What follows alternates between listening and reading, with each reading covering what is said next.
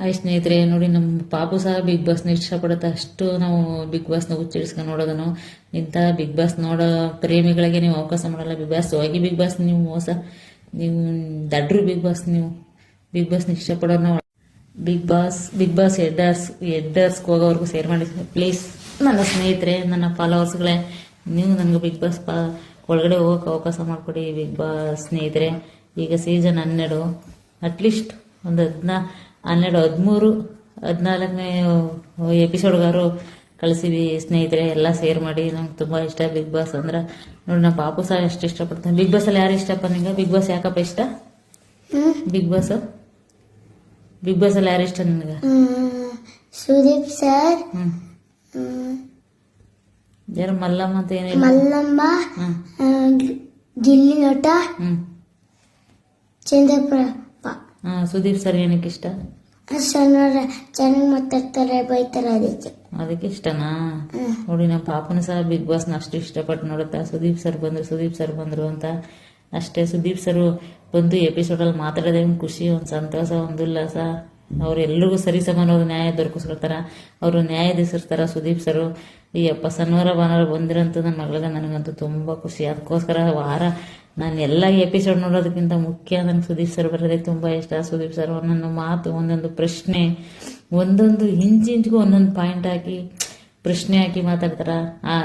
ಈ big boss ನಡ್ಸ್ಕೊಡ ನಮ್ಮ Sudeep sir ಬಿಟ್ರೆ ಈ ಪ್ರಪಂಚದಲ್ಲಿ ಯಾರಿಗೂ ಆ ಥರ ಮಾತಾಡೋಕ್ಕೂ ಬರಲ್ಲ, ನಡ್ಸೋಕ್ಕೂ ಬರಲ್ಲ. ನಮ್ಮ ಕನ್ನಡದ ಕೋಟ್ಯಾಧಿಪತಿ ಅಂದರೆ ಸುದೀಪ್. ಅಷ್ಟು ಚೆನ್ನಾಗಿ ಸುಂದರವಾಗಿ ಮಾತಾಡ್ತಾರ ಸುದೀಪ್ ಸರ್. ಶನಿವಾರ ಬತ್ತು ಅಂದರೆ ಯಪ್ಪ, ನಮ್ಮ ಬಿಗ್ ಬಾಸ್ ಗ್ರ್ಯಾಂಡ್ ಪಿನಲ್ಲೇ ಮಿನಿ ಪಿನಲ್ಲೇ ಏನಪ್ಪ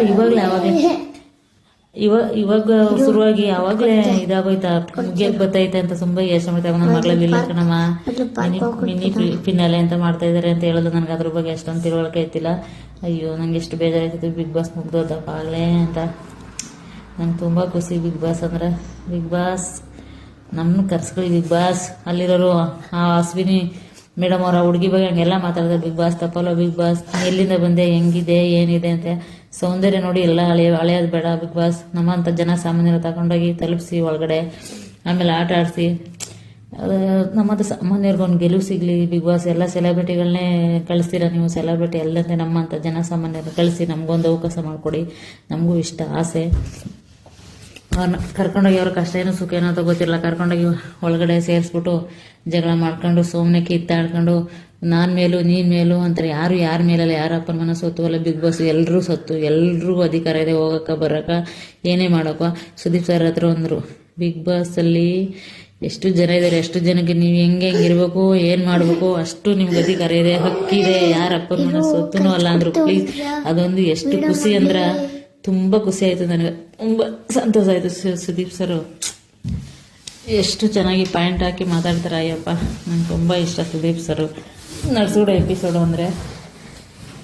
ಬಿಗ್ ಬಾಸ್ ಎಡ್ಡರ್ಸ್ಗೆ ಹೋಗೋವರೆಗೂ ಶೇರ್ ಮಾಡಿ ಪ್ಲೀಸ್ ಸ್ನೇಹಿತರೆ. ನಂಗೆ ಏನೇನು ಬೇಡ ಸ್ನೇಹಿತರೆ, ನಂಗೆ ಲೈಕು ಬೇಡ, ಗೀಕು ಬೇಡ, ಏನೂ ಬೇಡ. ಬಿಗ್ ಬಾಸ್ ಎಡ್ಡರ್ಸ್ಗೆ ಹೋಗೋವರೆಗೂ ಶೇರ್ ಮಾಡಿ ಸ್ನೇಹಿತರೆ. ನನ್ನ ಫಾಲೋವರ್ಸ್ಗಳು, ನನ್ನ ಅಭಿಮಾನಿಗಳೇ, ನಾನು ಇಷ್ಟಪಡೋಂಥ ನನ್ನ ಸ್ನೇಹಿತರೆ, ನೀವೆಲ್ಲ ನನ್ನ ಬಂಧು ಬಾಂಧವರ ಥರ ಎಲ್ಲಿವರೆಗೂ ಹೋಗೋರ್ಗೂ ಶೇರ್ ಮಾಡಿ. ನಂಗೆ ಬಿಗ್ ಬಾಸ್ ತುಂಬ ಇಷ್ಟ. ಹೋಗ್ಬೇಕು ಅಂತ ಆಸೆ. ನಾವು ಒಳಗಡೆ ಒಂದ್ಸರಾರು ಬಿಗ್ ಬಾಸ್ ನನ್ನ ಒಳಗಡೆ ಹೋಗಿದ್ದಾರೋ ಬರ್ಬೇಕು ಅಂತ ಆಸೆ. ನಂಗೆ ಗೆಲುವು ಸೋಲು 15 ಜನದಲ್ಲಿ ಯಾರು ಗೆಲ್ತಾರೆ, ಯಾರು ಬಿಡ್ತಾರೆ ಅಂದ್ರೆ ಒಬ್ಬರೇ ಅದೃಷ್ಟವಂತರು ಯಾರು ಇರ್ತಾರೆ ಬಿಗ್ ಬಾಸ್ ಋಣ ತಿನ್ಬೇಕು ಅಂತ, ಅವ್ರು ಮಾತ್ರ ಗೆಲ್ಲಕ್ಕೆ ಸಾಧ್ಯ. ಮನೆ ಒಳಗಡೆ ಹೋಗಿ ಒಂದ್ಸರಿ ಬರ್ಬೇಕು ಅನ್ನೋ ಆಸೆ. ಎಲ್ಲಿ ಎಷ್ಟು ಸಾಧ್ಯವಾಗುತ್ತೆ ಅಷ್ಟು ನಂಗೆ ಲೈಕ್ ಬೇಡ. ಬಿಗ್ ಬಾಸ್ ಎಡ್ಡರ್ಸ್ ಹೋಗೋವರೆಗೂ ಶೇರ್ ಮಾಡಿ ಸ್ನೇಹಿತರೆ. ಅಷ್ಟೇ ನನ್ನ ಫಾಲೋವರ್ಸ್ ಹೇಳೋದು, ನನ್ನ ಸ್ನೇಹಿತರಿಗೆ ಹೇಳೋದು, ನನ್ನ ತಮ್ಮಂದಿರ ಬಂಧು ಬಾಂಧವರ ಥರ ನೀವು ಶೇರ್ ಮಾಡಿ. ನನ್ನ ವಿಡಿಯೋನ ತಪ್ಪಿದ್ರೆ ಕ್ಷಮೆ ಹೇಳಿ.